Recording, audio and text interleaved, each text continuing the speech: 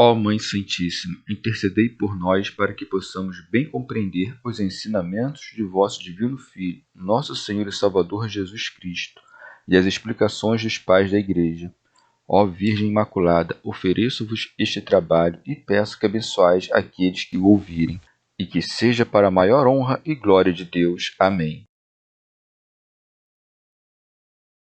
Senhor onipotente, purificai o meu coração e os meus lábios. Vós, que purificastes os lábios do profeta Isaías com carvão em brasa, e dignai-vos, por tal modo, purificar-me com a vossa misericórdia, para que possa dignamente anunciar o vosso santo Evangelho. Por Jesus Cristo nosso Senhor. Amém. Senhor, abençoai-me. Que o Senhor resida no meu coração e nos meus lábios, para que anuncie digna e convenientemente o seu Evangelho. Amém. Evangelho de Nosso Senhor Jesus Cristo, segundo São João. A verdadeira identidade de Jesus. Houve então a festa da dedicação em Jerusalém. Era inverno. Jesus andava pelo templo, sob o pórtico de Salomão. Os judeus então o rodearam e lhe disseram: Até quando nos manterá em suspenso? Se és o Cristo, dize-nos abertamente. Jesus lhes respondeu: Já vou-lo disse, mas não acreditais. As obras que faço em nome de meu Pai dão testemunho de mim, mas vós não credes, porque não sois das minhas ovelhas. As minhas ovelhas escutam a minha voz. Eu as conheço e elas me seguem. Eu lhes dou vida eterna e elas jamais perecerão, e ninguém as arrebatará de minha mão. Meu Pai, que me deu tudo, é maior que todos, e ninguém pode arrebatar da mão do Pai. Eu e o Pai somos um. Comentários dos Pais da Igreja. Alcuíno. Ouvimos a respeito da paciência de Deus e da salvação anunciada em meus opróbrios.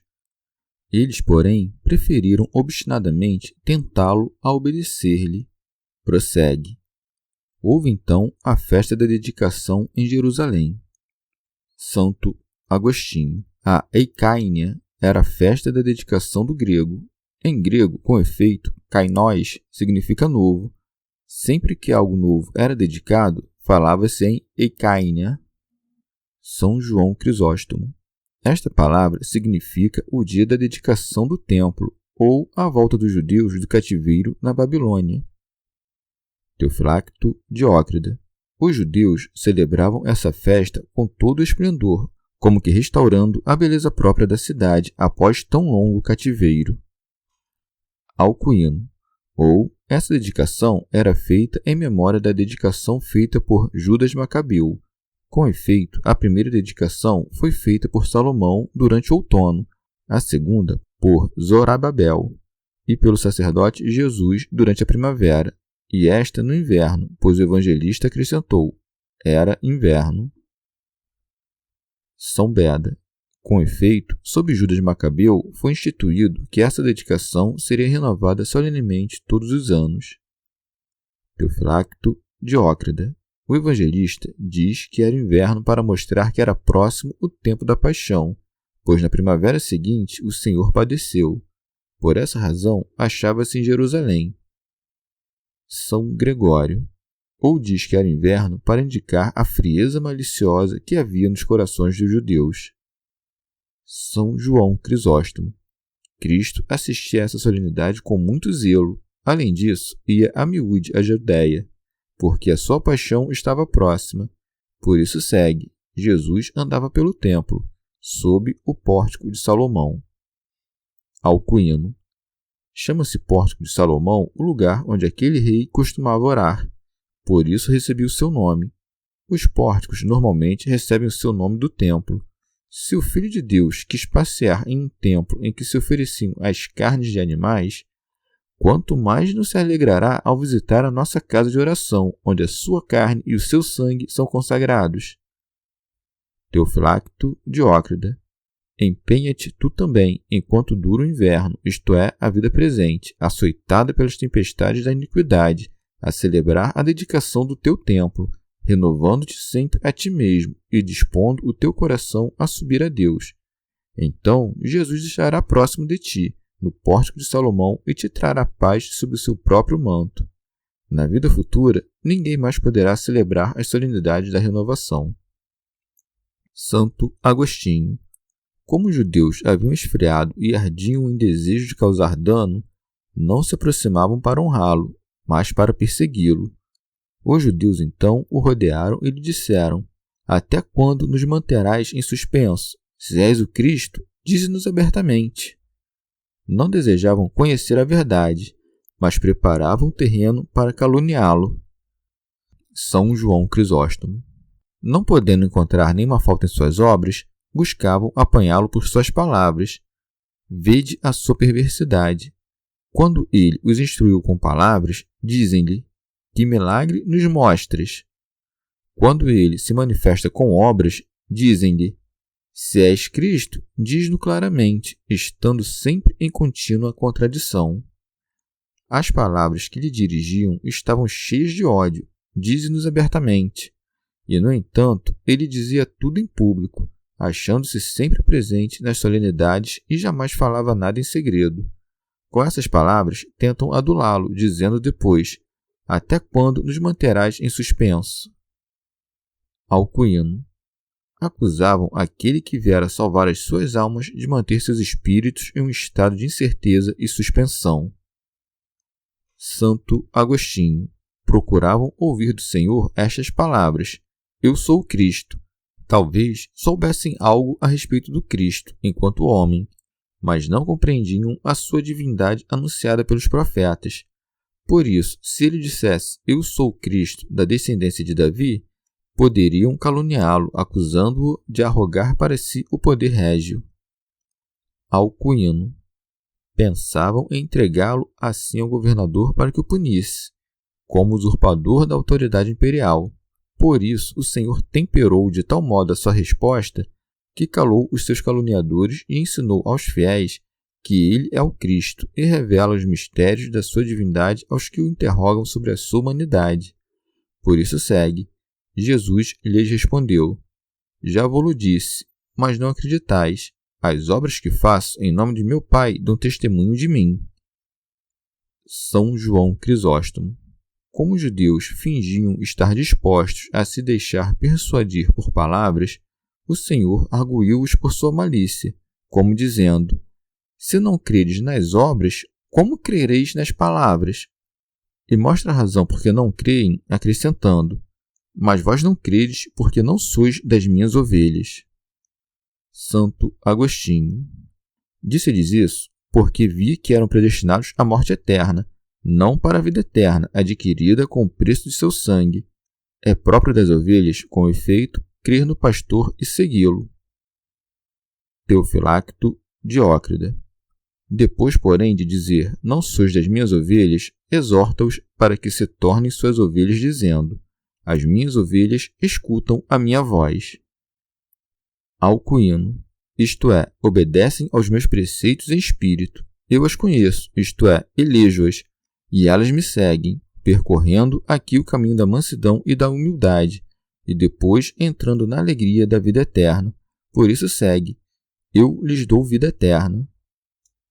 Santo Agostinho. Estas são as pastagens de que falou antes, e encontrará pastagens.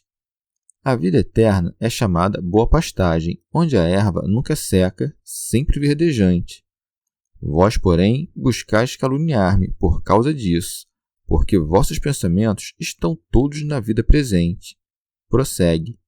E elas jamais perecerão, como dizendo-lhes: Vós perecereis eternamente, porque não sois das minhas ovelhas. Teofilacto, Diócrida. Como então Judas pereceu?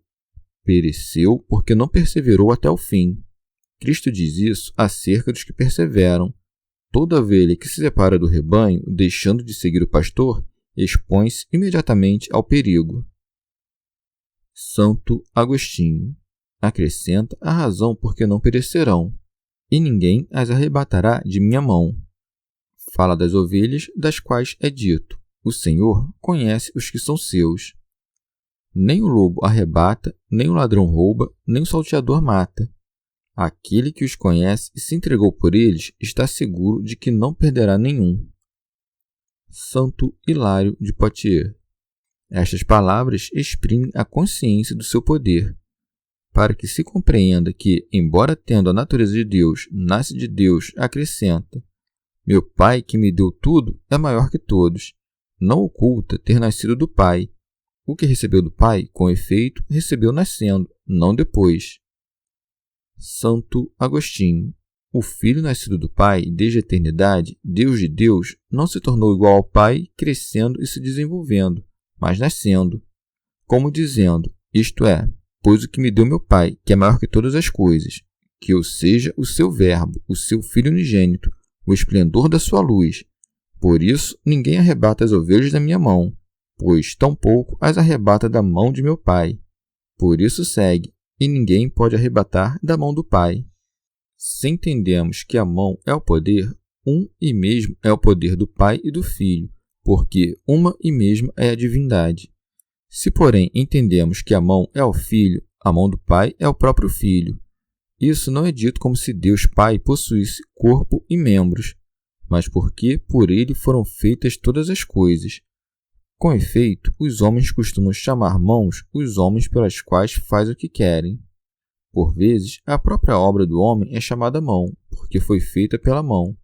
Assim, por exemplo, diz-se que um reconhece a sua própria mão quando reconhece o que foi escrito por cada si.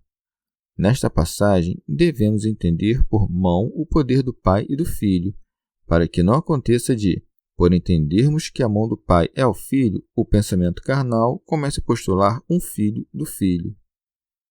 Santo Hilário de Poitiers. A mão do Filho é chamada mão do Pai, para que compreendas, por meio de uma imagem sensível, o poder comum da mesma natureza, porque a natureza e o poder do Pai também estão no Filho. São João Crisóstomo.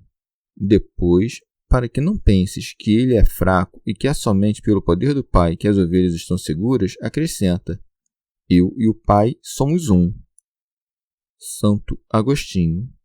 Ouve estas duas palavras, um e somos, e estarás a salvo de Sila e Caríbides.